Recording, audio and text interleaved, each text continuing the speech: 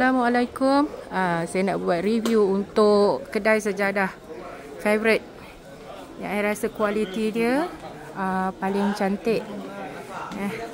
Yang kalau you nampak wajah bos ni, bos Syekh Halim, is it?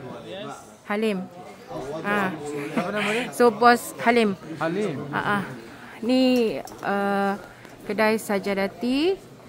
Walaupun harganya sikit tinggi, tapi kualiti dia sangat cantik. Yang ini 15 lawa-lawa. Right? And then dia tuliskan nama. So dia cakap And assistant dia ni What's your name? Muhammad. Muhammad. Alhamdulillah Muhammad. Lawa pula tu budak ni. Lawa. Yang itu saya berkenan, tapi dia dah ada anak. Bye.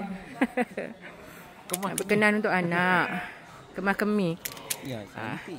So yang ini boleh dapat, yang ni tebal ni boleh dapat 30, saiz besar. Yang ini dapat 20, and this one 15.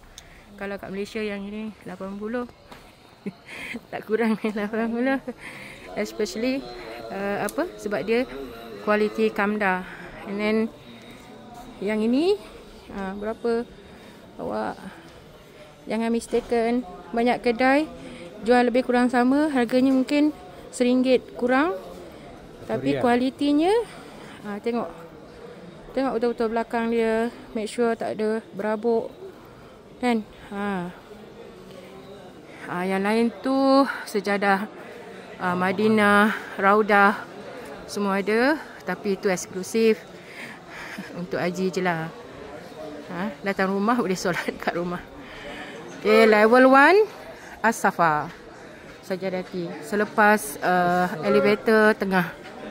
Sajadati. Okay.